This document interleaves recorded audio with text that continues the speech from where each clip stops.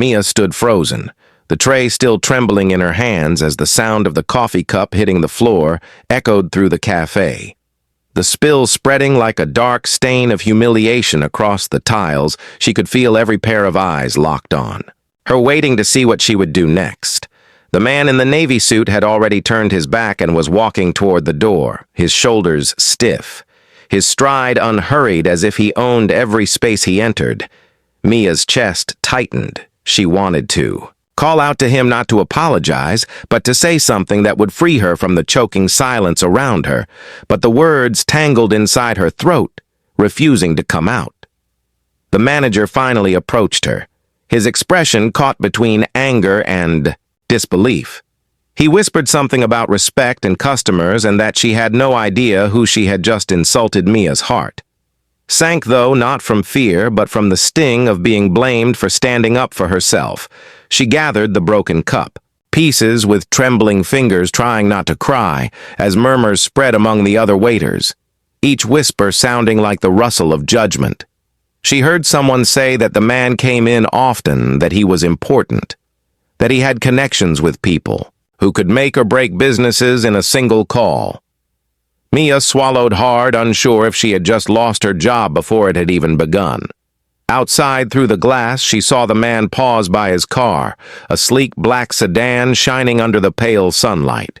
He was talking on his phone, his face unreadable, his gestures calm but precise. She wondered what kind of person had the power to make others shrink with a single glare, yet still appear so composed. He looked up for a second and their eyes met through. The glass. Mia felt a shiver run down her spine, not from fear, but from something deeper, something she could not name before she could look away. He gave a faint, almost amused smile, then got into the car and drove off, leaving behind the faint scent of expensive cologne and tension. The rest of the day passed like a blur. Customers came and went, plates clattered, coffee steamed, but for Mia, everything moved as if underwater, every sound dull, every face blurred by her racing thoughts. When her shift ended, she lingered by the lockers, the city's late afternoon light spilling through the small window, painting long streaks across the floor.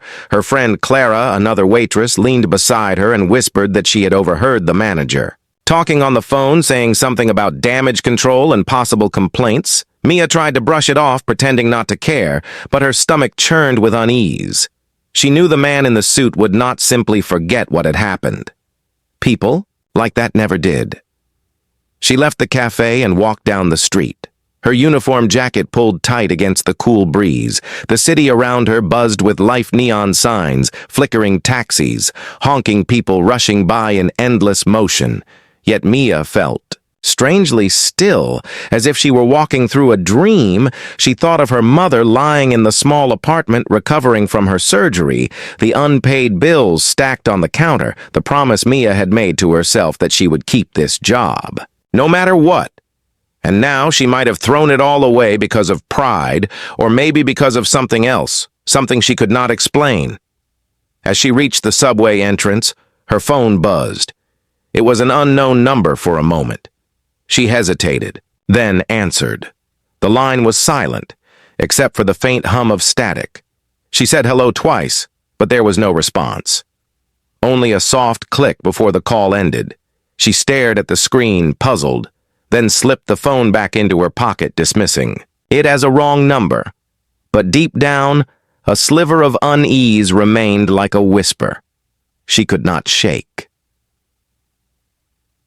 The next morning, she arrived at the cafe earlier than usual, determined to show she was serious about her work. Maybe if she worked harder, the manager would forget what had happened. She started setting tables, arranging menus, straightening chairs, but the usual chatter among her coworkers was missing. Instead, they watched her in silence, their glances heavy with something she could not read. When the manager finally arrived, his expression was grim. He called her into the office and shut the door behind them. The air felt thick as he paced before speaking. He told her someone had filed a formal complaint against her, but the details were strange. He said the man had refused to name himself, yet requested that the cafe send a copy of her employment record. Mia frowned, unsure what that meant, but before she could ask, the manager waved it off, saying they would handle it and that she should stay out of trouble. For the rest of the day, she felt like she was walking on eggshells every time the door opened. She flinched, half expecting the man in the navy suit to return with security or lawyers or worse, but he never came instead. A woman in a gray coat appeared mid-afternoon, sitting at the same table he had used the day before. She ordered the same coffee in the same clipped tone, and when Mia served it, she gave a faint smile, one that seemed to hold too much knowledge. The woman introduced herself as Elena, saying she worked with Vantex Industries and that she had heard about what happened.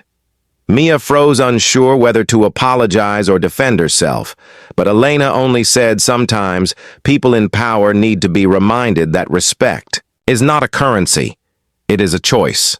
Then she left a generous tip and walked out, leaving Mia staring after her, unsure what to make of it. As night fell, Mia cleaned the counters alone, the cafe nearly empty except for a few students tapping on laptops. She picked up a folded napkin that had been left behind on the table where the woman had sat thinking it was trash. But when she unfolded it, she saw a single line written in neat ink. Not all mistakes are punishments, some are invitations. Her hands trembled as she read it over and over, the words sinking into her mind with a strange mix of fear and curiosity. She slipped the napkin into her pocket, not knowing why she kept it, but feeling it mattered somehow. When she finally clocked out and stepped into the cold evening, the city felt different, quieter, as if something unseen was watching. She walked faster, her shoes clicking against the pavement, the wind tugging at her hair. Her phone buzzed again, the same unknown number flashing across.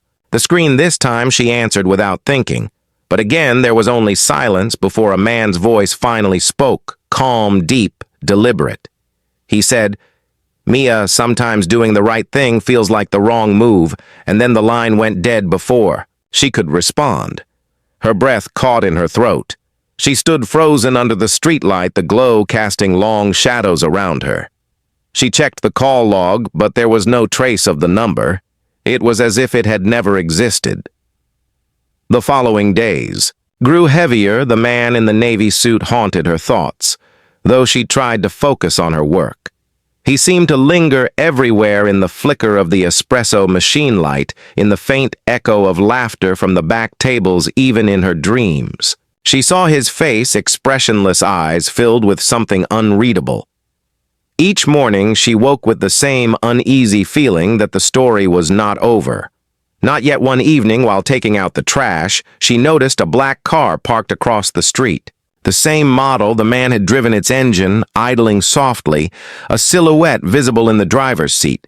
She stood still, the cold air wrapping around her like a warning before the car pulled away, disappearing into the traffic, leaving only the faint smell of exhaust and dread. Inside the cafe, the manager handed her an envelope saying it had been delivered for her. No sender, no return address, just her name scrawled in precise handwriting. She opened it carefully. Inside was a business card embossed, with silver letters, Vantex Industries, and below it a note in the same ink as the napkin. Courage is noticed, even when it is not welcomed. She stared at it, unsure whether it was praise or threat. The room seemed to tilt slightly as her thoughts spun. If the man was truly connected to Vantex, why would he send her this, and why, through someone else? She tucked the card into her apron, heart pounding. She didn't know if she should tell anyone or pretend it never happened.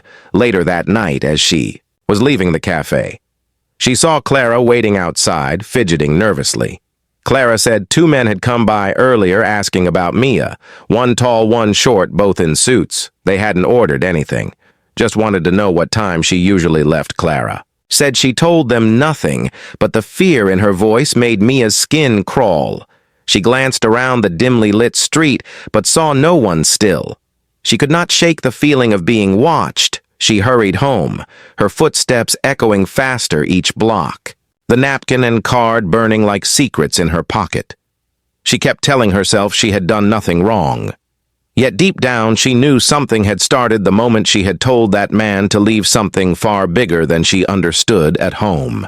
The apartment was dark except for the faint glow of the city lights outside. Her mother was asleep, the sound of her steady breathing.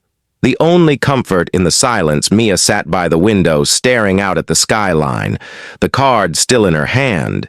She thought of the note, the voice, the car, the woman in gray, and the strange calmness of the man she had confronted. Everything felt connected like pieces of a puzzle she wasn't meant to see.